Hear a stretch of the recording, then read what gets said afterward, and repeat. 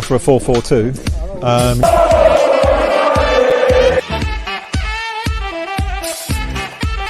He didn't know what was going on in the room. Elias managed to refrain from swearing.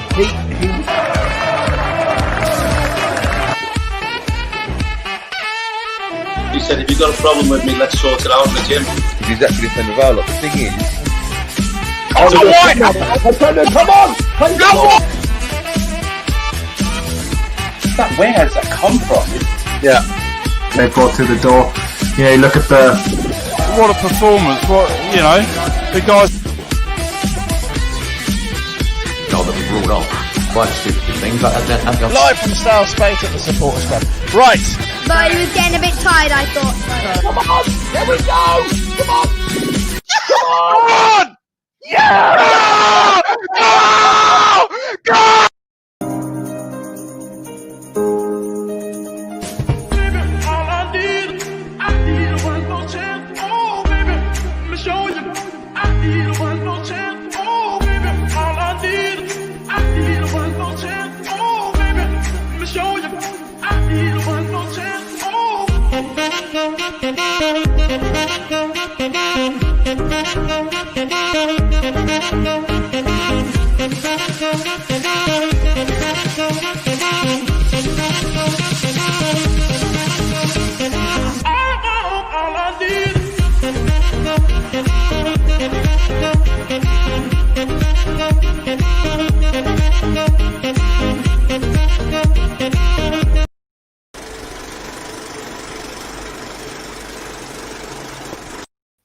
West Ham United welcome Manchester City to the London Stadium on Saturday lunchtime, looking to extend an impressive 3-game unbeaten run in the Premier League. West Ham have had a dreadful record against this weekend's opponents in recent times, but go into this game sitting above them in the table for the first time since March 2009. And when it comes to bogey teams, they do not come much more obvious than Man City for our beloved West Ham as we welcome them to the London Stadium. As you can probably see from our intro, it's taken me a lot of digging to find any form of positive image in the last couple of decades. It's tough. It's a tough gig, Matt, isn't it? Really. Man City, mate, I mean, come on, what's your brief thoughts on it? Oh, their record against us is phenomenal, let's be honest. I think they average, especially at the London Stadium, I think they average like 4 goals a game. Yeah. It's scary. If they're on form, they are unplayable. We've seen it over the last couple of years. You know, they went 100 points, then I think same again the following season. But they was 198 points in 2 years. Obviously, last year they struggled a bit, but there's some key defensive errors last year, and obviously Liverpool were unplayable. Even then, they still came second by some way to everyone else. They're a phenomenal team with a phenomenal manager, to be fair. Yeah, it really is. Listen, as we've been doing all throughout this season, we bring on an opposition fan. But before we do that, I would just like to remind you to subscribe to the channel. Of course, please leave a comment on the comments. We'll try and get our way through the comments. Hit the thumbs up, of course. And tomorrow we are doing another Match Day Live. Myself, Matt, Stel, I think a few of the other lads will be joining us. We'll have a new guest coming on tomorrow, and I just want to give him a big, massive shout out. It's actually going to be our youngest ever guest, Matt. His name is Jay Cox. So massive shout out to you, mate. I know I've heard you're watching just now. You're 13 years old. He's actually got his own YouTube channel. It's called West Ham Unofficial. Go across there, hit subscribe, and let the young lad get his subscribers up and help him out as much as he can. He's just put a recent video up. It's a good reaction video. Moments straight after the game is 860 views, and he wants to ram that home to his friends and let his friends know that he can get more views and more subscribers. So go across there and hit the subscribe button. So Jay, we'll see you tomorrow, mate, and looking forward to it. But without further ado, Matt, let's bring on Andy from Man City TV. Andy, how are you? I'm good, buddy. How are you? Hi, Matt. Hi, Anton. Thank you for inviting me on. Just to get it right, it's Man City Fan TV. We can't be taking the Man City TV. Oh yeah. Sorry, that's right. No, it's all right. No. We're not the official site. Yeah, no, of course. You know, I mean, Andy, listen, thanks very much for joining us tonight. And, you know, it's a kind of tough one for us West Ham fans, because you've probably heard there from my intro in particular, you know, and sometimes I feel when me and Matt do a lot of these previews that our intros are becoming more problematic and disappointing for us, because we're coming across so many bloody bogey teams. I just can't really get it. But I mean, you know, just to give you an example, we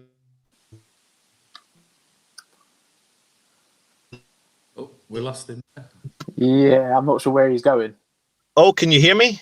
Yeah, I can hear you now, mate. Yeah. Oh, that's really odd. I don't know what happened there. Apologies. So, you know, in recent years, it's been Man City's happiest place to go, really. Pep Guardiola's side have won all 5 of their previous visits to the London Stadium, including 4 in the league, scoring at least 4 times in all of those games and netting 22 goals overall, whilst only conceding once. Just for comparison, though, that's the same amount of goals that Man City scored in their last 20 visits to West Ham's previous stadium, Upton Park. So, on that note, Andy, how do you feel about tomorrow's game? Well, it's going to be 5-0 then, isn't it? No, I'm only kidding. I think this season's going to be different. We've seen what's happened since the start after Corona, and this reset season, it's been weird. It's been really weird playing with no fans. Obviously, it's horrendous having no fans in the stadium. But you've seen some strange results, and it doesn't matter what game we go into as it stands at the moment. I think we're still going to see some strange results. So the record we've had, I think the last time, I think it was back to 2016, was it? Something like that. I think you got a draw. I can't remember. A 2-2 draw. I might be wrong. But I don't. Oh, hey, this. I like this. Oh, what's there? You go. So you can see there back in 2016. Hey, there you go. That was a good guess, wasn't it? Yeah, it really was, mate. a 2-2 draw. Yeah, it's 2016. Yeah. So it's coming back a while, but like I said, these are different times. We've seen some strange results. We got battered by Leicester 5-2. You've seen what happened with United. You've seen what's happened with Liverpool 7-2 against Aston Villa. Would anybody have foreseen that? No, they wouldn't have done. Absolutely so not. Anything can happen. I really do think if this was a normal season and we didn't have all the nonsense that's going on with no fans in the stadium, things like that, I would have gone into this game going, oh, happy hunting ground. Goals galore. And we've also got to remember, we've got a significant amount of players out still. We don't know who is going to play tomorrow. Pep seems to keep it close to his chest, and we don't know who's going to play. So I'm not as confident as I would be in a normal season. Let's put it that way. But it's not been rocket science to know that you've missed players like Laporta and De Bruyne, who, they're back in training. Do you see them 2 players getting a shout out to start for tomorrow? Well, it's one of those. It's if Kevin De Bruyne is fit, I said he might have been on the bench the other day, but he wasn't. I don't think Pep will risk him. I think he's one of the players that he definitely will not risk him. Now, we know we've got 3 players out at the moment, in particular, or 4. We've got Ake, who we're not sure how serious that is. We've got Laporte, we've got Kevin De Bruyne, and we've got Benjamin Mendy, who is definitely not going to play tomorrow. And he was keeping his cards close to his chest today with regards to Ake, Laporte, and Kevin De Bruyne. He did say one or some of them will be fit for tomorrow, but he didn't say who. So that's showing a bit of respect to Moyes and West Ham and going, I'm going to keep my cards close to my chest, and I'll decide tomorrow what the lineup's going to be. So it could be one of them, it could be all 3 of them, but I'll be surprised if it's more than one of them back tomorrow. And who that will be, I've no idea.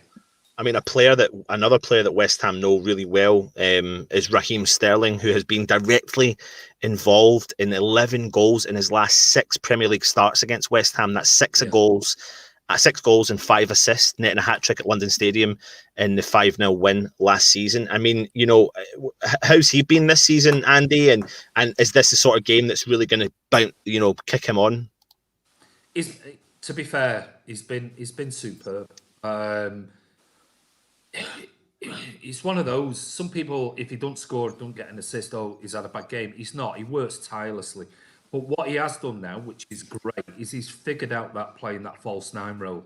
But now we've got Sergio back, and he got 60 minutes in his legs the other night. So I can see Sergio starting. Gabby Jesus is out. He's not going to be ready for another couple of weeks at least. But the good news is Fernandinho for us. We thought it'd be longer. It looks like it's going to be 3 weeks maybe for him. So Sterling has been absolutely on fire since Pep, and give some due respect to Arteta when he was the assistant coach.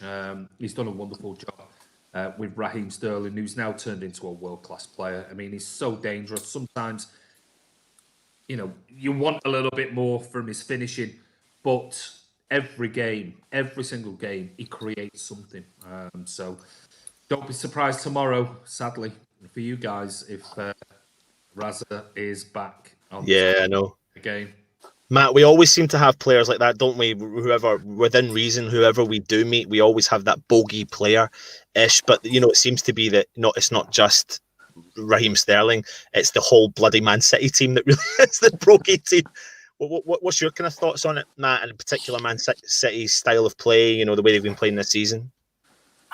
I mean, I think the injuries might be a bit harsh on them. I think they're struggling. They had played a lot of games last year, but they've always had the same style of play, and it's teams trying to stop them, but most of the time teams can't stop them, especially if they get in form.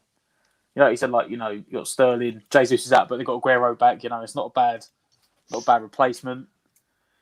I think their only problem is going to be if the defenders are out. If Laporte's fit, I think they'll be all right. But if Laporte and Ake are both missing, along with Mendy, I think the defence may struggle from tomorrow. But they've got so much going forward. There's an array of talented players. We've got like Bernardo Silva. We haven't mentioned. We haven't mentioned Diaz. They brought in as a fantastic centre back. Probably finally replaced Company, bringing him in. You could keep rolling names off of players that we haven't mentioned. Foden. Haven't spoken about him. Fantastic player, probably the replacement for David Silva. It's one of them ones where some teams you lose a player and it's who's going to replace him, and it might take years to replace it. With Man City, Pep's like, nope, he's gone, he's come in. We spoke Torres, looks like a fantastic buy already. 25 million looks like a steal coming in from Spain. I'm trying to list some more names. It's just man, they are a juggernaut in the Premier League. They really are. Yeah. And that's why Pep does so well, because he always seems to have the next step. I know they struggled a bit last year. They took time to replace Company, but generally speaking, he's always got the player, and he's always looking at, okay, when that person goes, who's going to replace him? So it's always going to be, no matter what team it is, you're going to struggle against Man City. Yeah, of course. But, listen, Andy, it's not just the results that have been going back against West Ham when it comes to Man City. It's Pep Guardiola versus David Moyes. The record is they've played 7 times and drew 1 and lost 6. He's going to be desperate for a victory. But how are you thinking about looking in upon the opposition for your game, West Ham, of course? We're coming off a good run of games against really good teams, scoring 10 goals, conceding 3. Against Wolves, Leicester and Spurs respectively. So, what's your kind of take on the West Ham situation, and how do you feel about the game tomorrow in particular? Well, I mean, looking at you, you're 10th at the moment on 7 points. We're 11th on 7 points. But, I mean, when was the last time you saw the Premier League table where you're on a +4 goal difference and City are on 0? I mean, it's and you guys are, a great start. I mean, everyone's got to remember that, we saw the Everton thing and we've seen the Villa thing. It'll all it'll pan out over the next month or two, and it'll all get back to normal. There will be 1 or 2 teams that I think will be up there, like Sheffield United last season. But I think West Ham, a couple of players I wrote down earlier. I want to ask you guys. Obviously, the Lanzini goal the other night was a cracker. But I really do like Mikel Antonio. And you've obviously got Ben Rama on loan. So Has he played? I don't think he's played. Has he played yet for you? No, he's not. No. Do you think he's going to play tomorrow? Because he's a very, very good player. It's funny, you know, and of course we'll go in a bit deeper about that, Matt, later. But you know, the Benrahma, tomorrow's game for me as a West Ham fan looking in is the first time I've looked at the West Ham side and gone, I could see a change being made, but I don't think it's going to be in Benrahma's position. I think it's going to be elsewhere, if I'm being brutally honest. But I'm not, you know, I don't think Benrahma's going to start because the player or couple of players that his position he would have to take over have been performing really well and have been pivotal in the reason why West Ham are moving, you know, progressing forward. So I don't think, Matt, I don't know do you agree with me on that? Yeah, I think he's coming. I've said, didn't I? I've said in the last couple of videos that we brought in a player we didn't. It's like the player of his quality is always going to improve a squad. You know, there's maybe outside the top 6, anyone in the league could take him, he'd improve them. But he's just coming at a time when we've actually been playing well offensively. So he's not going to walk straight into the team. You know, David Moyes has always said, you know, that while players are playing well, he'll play them. So it's up to someone else in the squad to lose their spot, and Benrahma will be the one that will get the opportunity to take it. Or maybe he'll come off the bench tomorrow and do something that will make Moyes go, maybe if he should be starting. But we saw it with Bowen when Bowen came in from the Championship, and Moyes was like, I don't know if he's ready yet, and it gave him 3 appearances off the bench. Yeah. Before he started him. So can I ask you guys a question? Obviously, clearly with your goal difference, it stands at the moment. Yeah, and you just mentioned it, Matt, there about the fact that you've been quite attacking. How do you think you're going to set up tomorrow? Because we've seen we saw it the other night with City. You know, in the Porto game, they sat behind. You know, put everybody behind the ball, and it was really difficult for City to break them down with. You know, Kevin De Bruyne missing and other players missing, which I think Kevin De Bruyne won't play tomorrow. So if you're attacking like Porto did when it was 1-1, they came out in the second half trying to get a result and nearly got a goal, which could have changed things at 2-1, and then they could have sat behind the ball, but it didn't. City just then totally dominated Porto on the attack, with City being one of the most possession-based football clubs in the world. If you are attacking, do you think Moyes will go, just keep doing what you're doing? Or do you think he's going to change the team and go, after seeing the Porto game in that first half and going, let's just sit deep. Are you a counter-attacking team? Have you got players that are quick enough to counter and intelligent enough to counter? The thing I suppose I see when it comes to West Ham is that Moyes has got more confidence in our midfield now because we've got these 2 rocks, like literally, like I feel extremely confident when I look at the midfield battle against many sides now with Thomas Souček, who's been an absolute diamond. Like, honestly, no question about it. I mean, I really want him to have a long career at West Ham, but I fear that one day someone's just going to come in, snap him up and go, and he's just going to go into absolute, you know, crazy expectation. You know, his footballing ability is unbelievable. Box to box midfielder. He can get forward, he can score, he can sit back, and he can protect. But beside him, you've got Declan Rice, who everyone knows really well. And when you've got those 2 there now, the prior seasons we've had is Mark Noble, who again myself and Matt will talk about soon. But Mark Noble's always found his position in the side, which is always it. Mark Noble's a kind of 1 in 4 games good performer because he's coming to the end of his career, but he shouldn't start every game. And now he's not starting every game. It's giving West Ham that opportunity to be more attacking. So having Souček and Rice, you know, protecting absolutely everything, Matt will back that up as well. It gives West Ham the ability to counter attack because we've got clever players like Jared Bowen, who is unbelievable on the counter-attack, isn't he, Matt? He's fast. He can penetrate defences. His runs are really clever. You know, so the West Ham that's going to set up against Man City, in my opinion, is definitely going to be different to what we set up against yourselves last season. But there's no ifs or buts about it. You know, you have a strong and heavy amount of quality players there who've got used to playing with each other, etc. Matt, what's your thoughts? Yeah, I think you're right. It's not going to be the same team you saw, was it 6-7 months ago? I think it's 10 months in, David Moyes has finally sort of got the players and the way he wants to play, which obviously a lot of the pundits saying is very much like how he played when he was at Everton, which is make ourselves solid defensively and then counter-attack. And having changed to a 3 at the back, which gives us opportunity for the wing-backs, gives us that width to go forward, but it still leaves us solid at the back. Like I said, with Rice and Souček in the midfield, I've been saying for about a year, I still reckon Rice is going to end up at Man City at some point. But they brought in Rodri, so I'm not sure. Like before they went in Rodri, I was sure he was going to end up there. I'd rather see him there than Chelsea, put it that way. I'd rather him went to Man City. Well, I think the key for us, playing centre back as well. So, Andy, I think the key for us is those two. It's funny because each of those questions that get asked us every week, it always falls back on the heads of or the shoulders of Souček and Rice because they're so important. And you could argue the point to say that's why West Ham won our 2 games against Wolves and Leicester because we won the midfield battle, and against Tottenham we came out in the second half and took the game to them.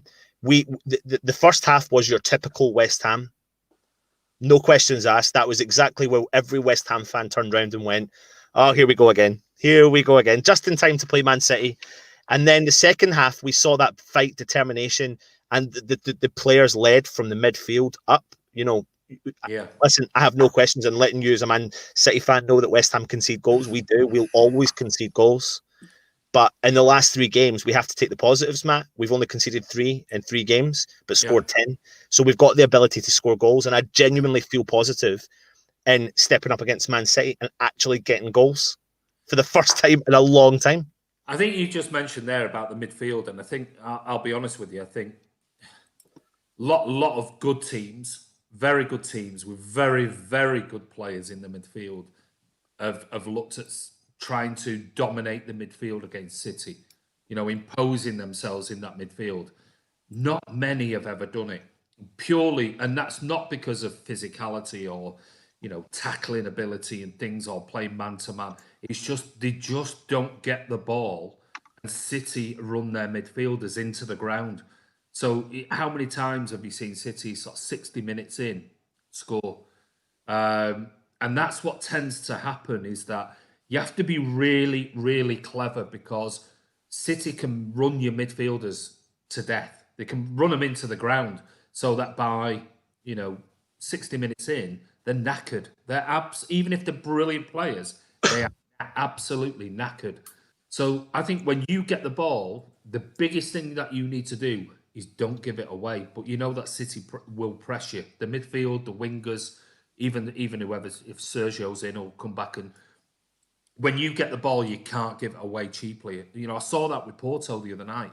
They did the same thing. They tried to dominate that midfield, but City just passed them into submission. And to the point of that, they had to open up. By then, they were knackered. They were absolutely. That happens most weeks.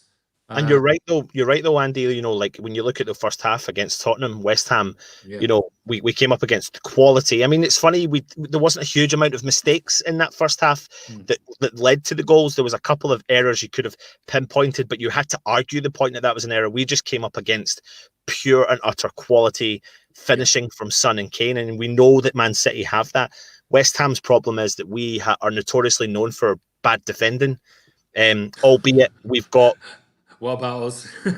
But we've got what we've been like for the last 12 months. Yeah, and but recently we've got a bit of confidence because we've got a couple of clean sheets under our belts against good sides, so it leaves us with an opportunity. But we're trialing a new system as well, aren't we, Matt? We're playing 5 at the back. We're bringing our left back into the center of that back, and he's been he's kicked on and found a bit of form again in Aaron Creswell. He's got 3 assists in his last 2 games. So it's nice to see him kicking back in a bit of form. But I suppose the only concern, and maybe the highlight, to highlight the concern that West Ham, in my opinion, would be is the centre half pairing, Balbuena. We've got Ogbonna, Balbuena, who've been playing the last few games. But I thought Balbuena was a little bit sloppy in the first half against Tottenham. And we've got Diop sitting in the wings, and that's potentially where I potentially see a change potentially taking place, but I'm not so sure. Matt? Yeah, I always say, and it does always worry me, is that whenever we play Man City, it's that our left position, their right hand side. that we get annihilated. Is so maybe playing both Masuaku and Creswell together is going to maybe help us out, because I still have horror shows. I think it was last season we played Creswell at left back first game, and we all said that he was going to get torn apart. And I think Sterling had like either a first half hat-trick or he contributed 3 goals in the first half, and it was just like I think he got pulled at half time for Masuaku, who didn't play much better.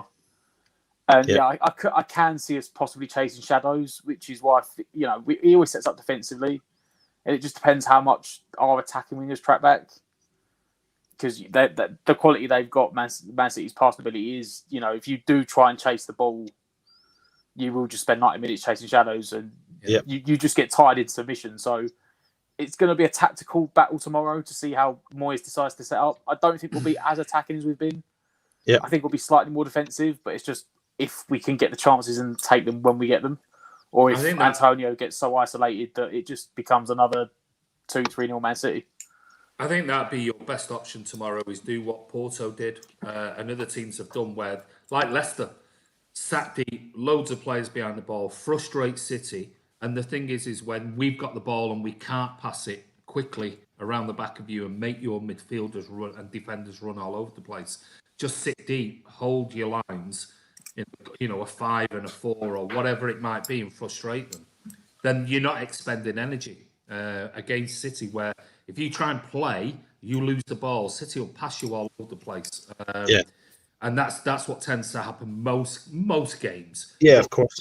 Leicester had a brilliant plan of just sitting really deep and then hitting City with pace behind the back of. I think where Leicester, you've got a player like Jamie Vardy who can. Yeah, well, of course, yeah. And with West Ham, my biggest concern about us sitting back is anytime we sit back, that's usually when we receive a big, massive thumping from the opposition, in my opinion, and that's why fans are calling for us to go and give it something. If you remember the game last season, of course. Yeah. If you remember the West Ham Man City game that was called off, postponed last season, just before the COVID restrictions, and then we played, and I think we got beat 2-0. Was it at your stadium? And that was the game. Me, Matt, I think we done a review after it. We were just like, why did West Ham not try? It was literally like we turned up and went, there you go, City. There you go, just have the points, because we were literally shit scared to play against you guys. But then it was the next game we turned up against Liverpool, and we actually didn't sit behind the ball.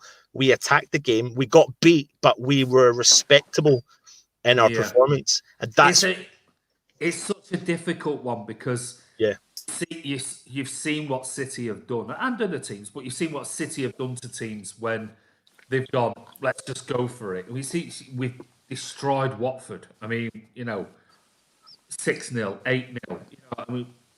It is a difficult task when you're playing against a Liverpool or a City, ones who dominate the ball, because it's either shit or bust, and it's like, go for it. Sometimes it might work, but if you're going to go that way, I think you've got to realise that you might be on the end of a right hiding. And it's being brave. It's risk versus reward. It's like, do we go for it, or do we have a really, really strong game plan that tactically is very, very clever against the Guardiola team? And let's face it, Guardiola for me is the best coach in world football, but the team is still fallible, because we've not got the strongest. We've not got our strongest team available, and we haven't had we didn't have last year.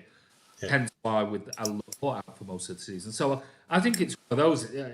I think it's going to be an entertaining game. I mean, and City fans and West Ham fans have always been like that. They always have been. We've had this close connection with West Ham fans from where we've been in the past. So I think it's one of those. Yeah, at the moment, as long as it continues for us, it'd be great. But we always look for West Ham results, and if you're playing any of the London teams, we always want West Ham to beat Chelsea, Spurs, Arsenal, whoever it is. So we've always had an affinity with West Ham. Well, Andy, I mean that's kind words again, from the opposition. Thank you very much. But if we look at the City team that lined up against Arsenal, what changes do you see from that? Well, Ake, we don't know at the moment. Is he out? Is he not? We don't know. So that's going to be one potentially. We saw Garcia play the other night. I might not play tomorrow. Looking at it, Cancelo, you've got Cancelo in the sort of the midfield four there. For me, my team tomorrow would be Edison, Walker on the right. I think he'll play with a 4. Diaz, and then either Laporte or Aki if they are one of the 2 players that are fit, but we don't know. So that could be Garcia or John Stones. Cancelo will play left back for me. So Cancelo will go into left back there. Rodri will hold. Gundogan came back the other night. I'm not sure because he's just come back from COVID, so I'm not sure he'll start again. So I think Rodri, you've got him spot on. I would personally put Bernardo Silva where Mahrez is. Mahrez hasn't had a good start to the season. Bernardo Silva looks like he's getting back to his brilliant form. So I'd have Bernardo Silva on the right. I'd have Phil Foden where you've got Bernardo Silva there. Kevin De Bruyne, we don't know what's happening with Kevin De Bruyne. But for me, it'll be Rodri. KDB maybe. I've got a funny feeling KDB might start. So let's say my ideal one would be Rodri, KDB and Foden, Bernardo on the right, Sergio up front and Sterling on the left. But definitely a forward line that any club in the world would fear. Andy, who is the West Ham player you fear the most? You know, the one I do is Antonio. I just think he's unpredictable. He's either absolutely fantastic or absolutely garbage. That is absolutely spot on. And when he's brilliant, he's absolutely brilliant. It's like he's almost unstoppable. And I just think, my God, if he can just get consistency, this kid could be in the England team. He's that good. But he's inconsistent. But he's one of those players, a typical player that could play against us tomorrow, and it'll be his day, and he could have a couple of goals, no problem whatsoever. So for me, Antonio is just, he's a danger man. He really is. He really is. And what he actually does for West Ham is he offers us such a threat up top because of his inconsistencies that it allows other players to try and come through from, the flanks, in particular, Jared Bowen, who's the player I would say to Man City fans to keep an eye on tomorrow, because I haven't seen much of him. I'll be honest with you. I don't know much about the lad. He's just an extremely, he's another diamond find from the Championship. He's bagged 3 goals this season. He's so influential in our attacks going forward.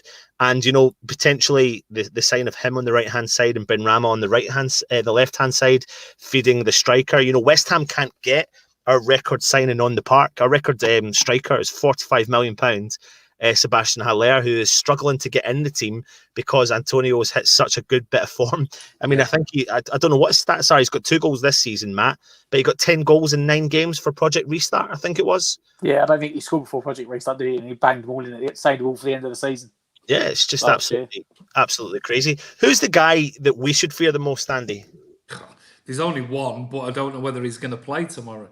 Well, I say there's only one. All right, there's 10 of them. There's a lot. I should say 11. But 18, I think. With Edison's long balls, it's just I've never seen a keeper hit long passes. They're not even long balls.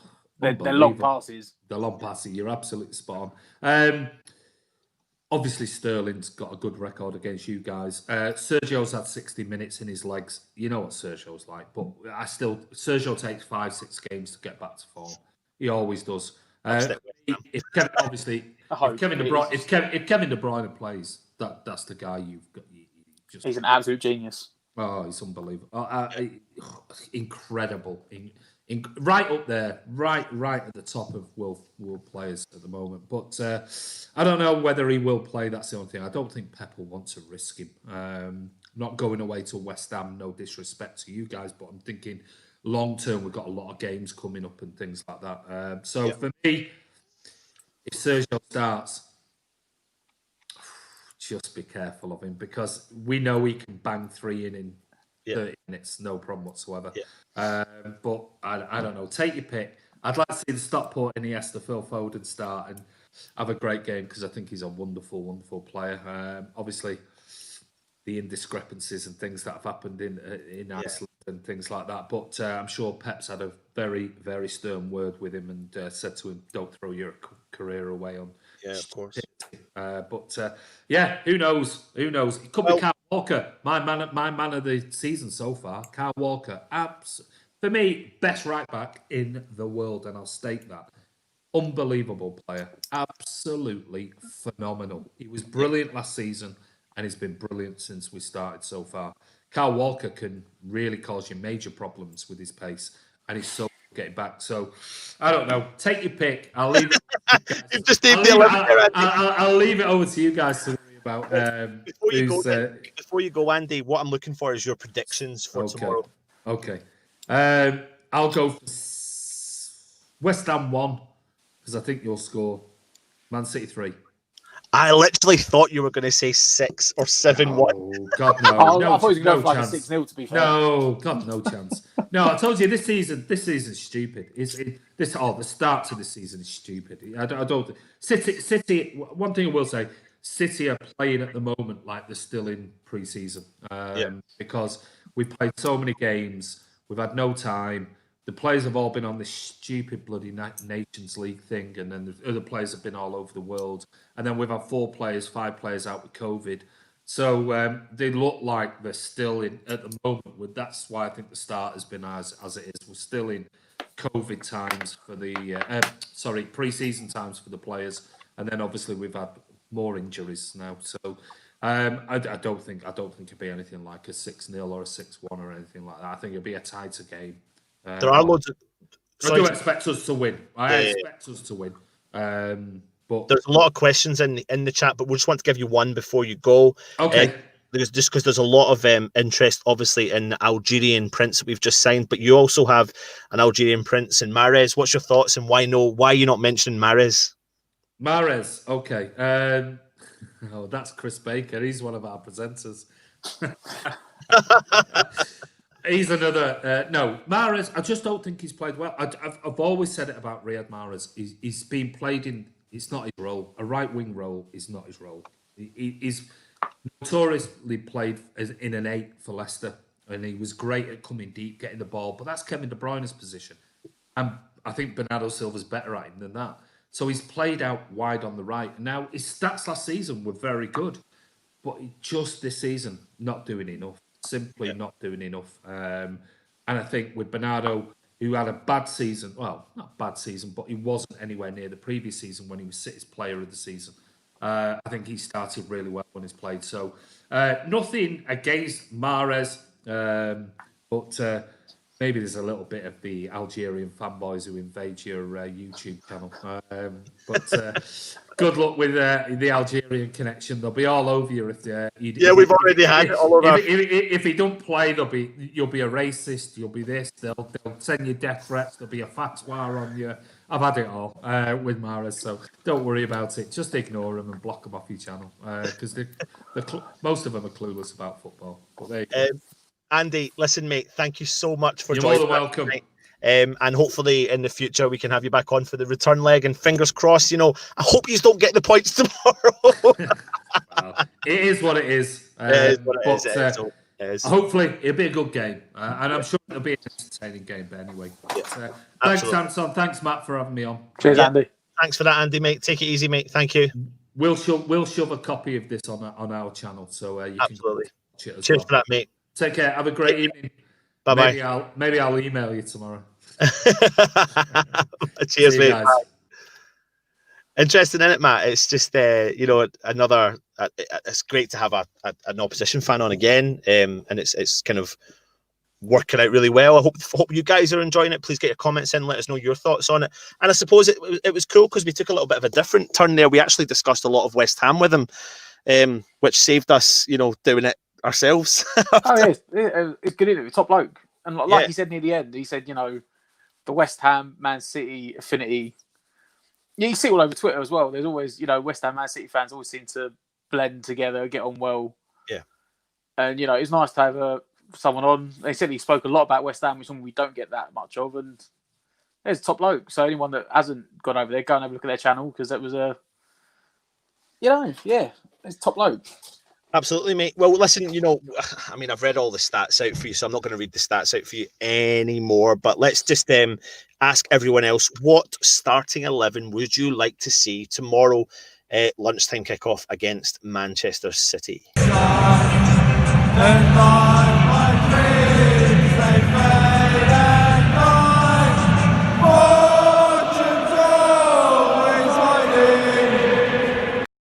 Matt, it's time to discuss our starting 11. I did briefly mention. Have I?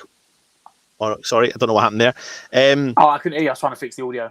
There we go. I mentioned briefly that I think there could be a change. I'm not. This is me. I'm not confident of this change, but if there is going to be, if there's going to be a change, it's going to be one position, and I think it could be Balbuena for Diop. But that would be the only one, wouldn't it? But I don't think Balbuena's done enough wrong for that to be warranted.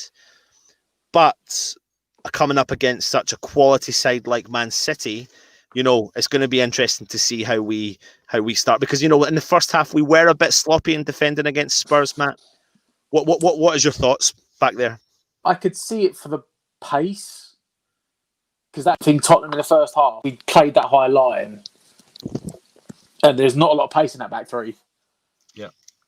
Bonner's quite mobile. Creswell's slow but mobile. That's maybe one of only Balbuena's sort of shortcomings. So maybe Moyes is thinking, I'm going to need someone more quicker in the back line, because the one thing you say for Man City, you know, Sterling, even Bernardo Silva, Aguero, they're all quick move. They're quick passers, is quick movement. Foden, Torres, you know, that's the only thing maybe Moyes is thinking. You know, he's not going to handle the pace well, because you can't think anywhere beyond the back five. Should we say you can't see any changes there, because we're scoring goals. You know, we conceded 3 goals in the first half last week. Who's that at the right back position? I've just noticed that. Is that supposed to be like?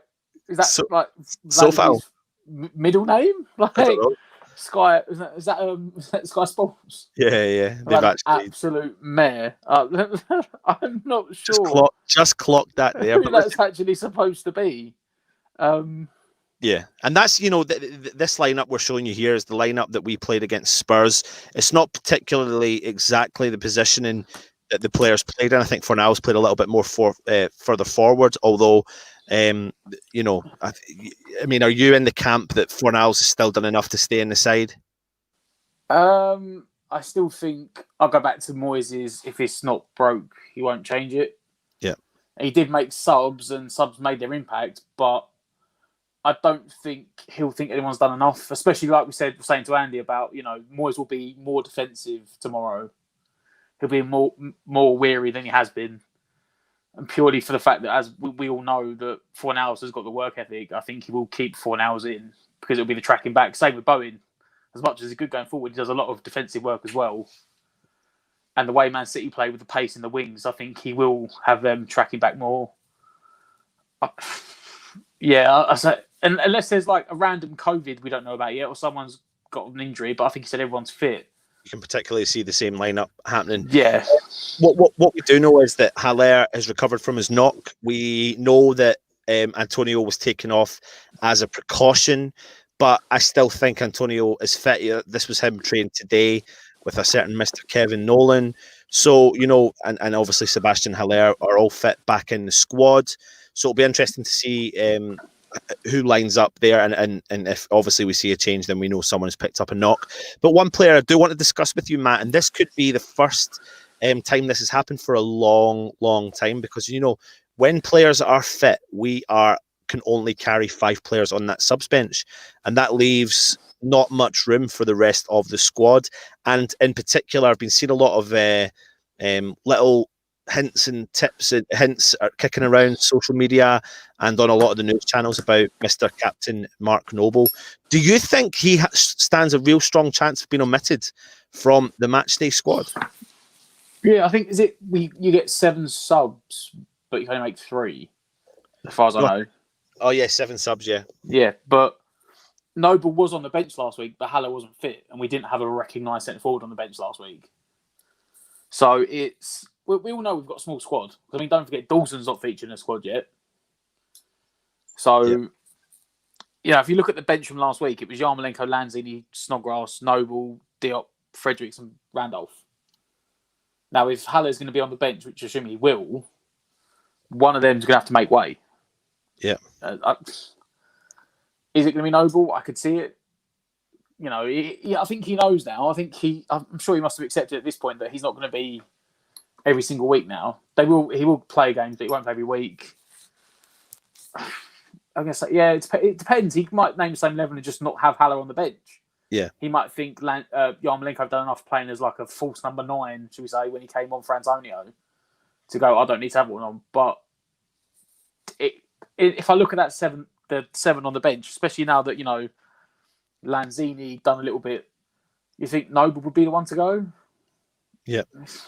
Any excuse just to fire Lanzini up on our images there, and any excuse just to put the team morale that's currently kicking around the squad, especially after the result. And of course, as sorry, I just saw in the chat, as Stelza said, we've got to get Ben Rama on the bench as well.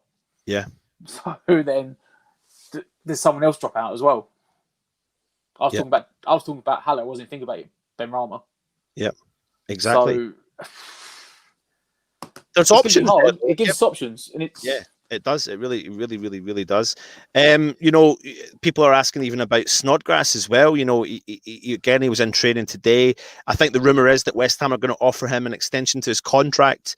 And yeah, I mean, fair play. The guy's a workhorse, and he's definitely someone you want in and around the squad, 100%. But I think you may see him you'll see him as a substitute, and he may make an appearance later in the game, but he certainly won't be starting the game. I think everyone's kind of agreeing that we're not going to see mega changes tomorrow. The interesting one I want to keep an eye on, though, particularly, is the Mark Noble one.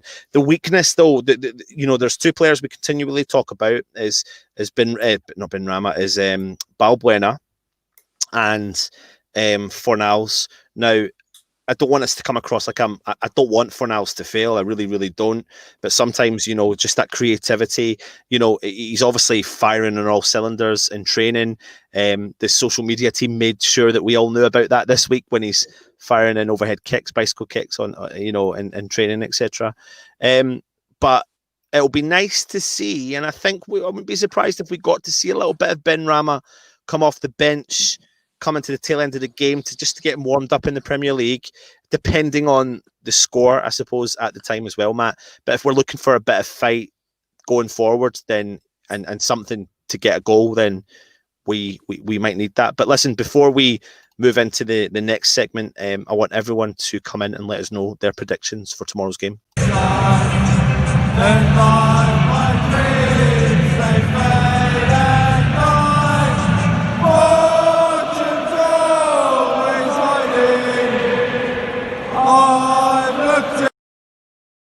So just before we kind of go into our predictions, just to let you know that myself and Matt actually predicted that we probably will go with the same starting lineup tomorrow. That new fullback there is not new. His name is actually Sofal. It's just been a typo, not from our neck of the woods. So I do think they probably will go with the same, and I think it might be a little bit. So he's the right back for Atalanta, apparently. Yeah. But to be fair, I just checked. I went on Sky Sports and I went to last week's game, and it does say that guy was playing right back. Yeah. And I thought I clicked on his name just to check that it didn't list him. Like, it didn't have that is Bernat Dimistri. How they've decided he's West Ham's number 5, I don't know. But yeah, no, it will be Kufal right back. Right, Matt. Interesting times. West Ham 12:30 tomorrow. Before we do our predictions, join us for our live match day live tomorrow. We'll be going live about 11:20 a.m. and we'll be with you right through the whole game tomorrow. Fingers crossed we'll get a result, and then straight after we'll be going live with a review. So make sure you subscribe to the channel, hit the alert button, which is a little notification bell, and it lets you know when we are going live. And then keep the comments coming in, hit the thumbs up, all that malarkey. Matt, predictions? I'm going to go for Desmond. I'm going to go for a 2-2. I think there's going to be goals, but I fancy us to get something. Yep. Okay. I think there's going to be goals, but I don't think there's going to be as many goals. I mean, I predicted 4-3 to West Ham against Spurs, and if there was a couple of minutes extra injury time. That could have potentially happened. 4-3 West Ham against Spurs, but it was 3 each. So I'm going to go with a 2-1 West Ham victory tomorrow at home, and we're going to continue our fine form, and we're going to shut up shop for City. And our midfield duo of Souček and Rice are going to step up to the mark and absolutely tear it up and provide a beautiful ball for Jared Bowen to slot it into the bottom left-hand corner as he curls it in from 10 yards out. And then Antonio for a banging header from a corner. And then they're going to score in the last 5 minutes and going to put West Ham well under pressure. And we're going to see Ben Rama come off the bench, show us a bit of delight, and then the rest is history. 2-1 West Ham. Matt, before we go, so we quickly jump on to some of the comments. Yes, God, so many. So I'm going to try my best just to jump through. So Foshizi, how are you doing, my friend? Hope you're well. Steve, going to be our first 0-0 boys. Got potential, to be fair. I'll take a point, mate. Yeah, absolutely. Hope you're well, Steve. Thanks for joining us. Lee Ansel, Stellan always scores. So annoying. He does, mate. Toby Sampson, how you doing, bro? Shame you've missed this Andy bloke. He's actually sound. He was. Really good guest. Thank you for joining us. He's from Man City Fan TV. Ed Appleton, West Ham 3-1. Absolutely, mate. Fingers crossed. Take that right now. Hayden, hope you're well. Stell's on in the chat as himself. Steve Nelson, to be honest, City don't do well when pressed. I agree. If they are allowed to play, they win. If they can be the dirty hammers, a point or even 3 is in the vision. Steve, I completely agree with you. I think we need to play them at their own game. Obviously, we don't have the... We need to be respectful, but not too respectful, which is what a lot of teams do, and just let them... like you said, you need to press, but you need to press not always, like pick chances to go and press certain players certain times. But a lot of teams, like he said, they just sit back and spend 60 minutes chase the ball and then think, oh, now we've got to chase the game, and that's when they win. So it's got to be... I think you can get their back defence. And like I said, if they've got as many players missing as it looks like they've got missing, their one weakness is their defence. So I think we need to get at them. Absolutely.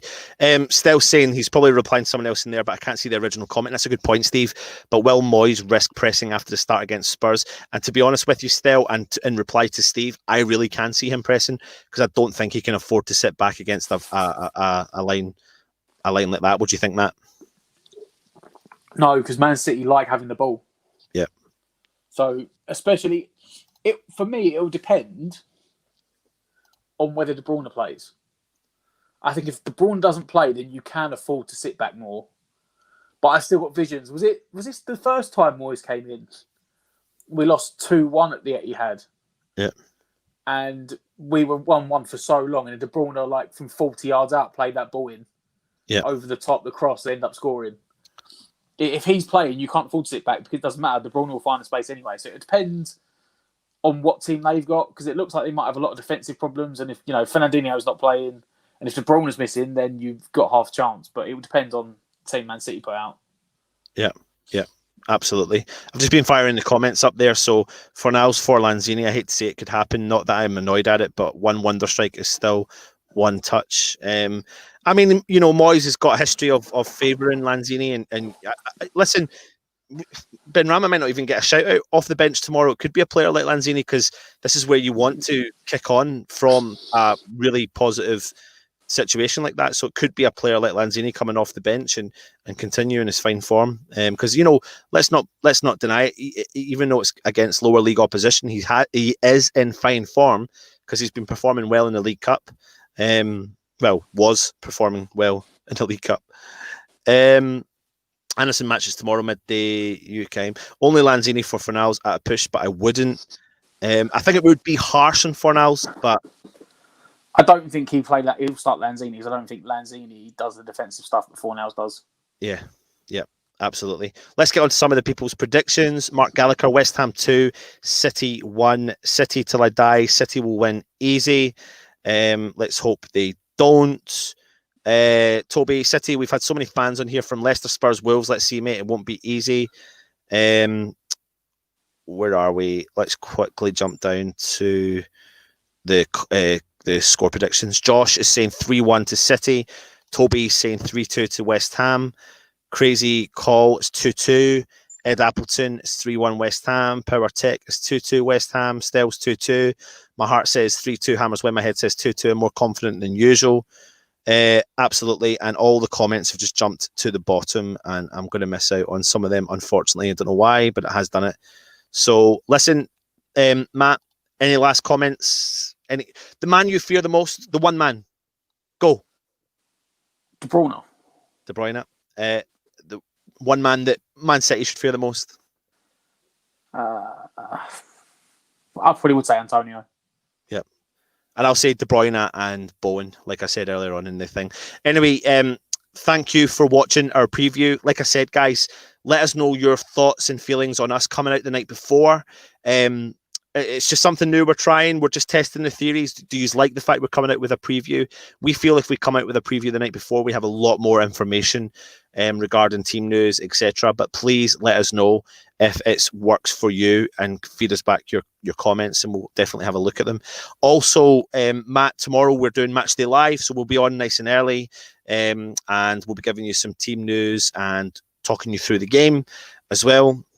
And then going live with a review straight after it. And then on Sunday, we'll have Stells back from his holiday. He'll be doing his West Ham Weekly, thank the Lord, because I'd never want to do that again. And go and check out Matt. He done his My Hammers 11 with Russ on My Hammers 11 channel. That was done the other night and released today. So it's definitely really cool, really interesting. So go and check that out. Matt, any last words before we head? Let's just be positive. Let's forget the negative thoughts. We've proved the last 3 games we can play against the quote unquote bigger teams, and let's just hope the boys stick with it again tomorrow. Yeah. Fingers crossed, mate. Toby, yeah, but we do have a large section of doom and gloomers to counter us blinds optimists. What was I just saying? On the fan comments tonight, lads, I come on here to have my comedy genius broadcast.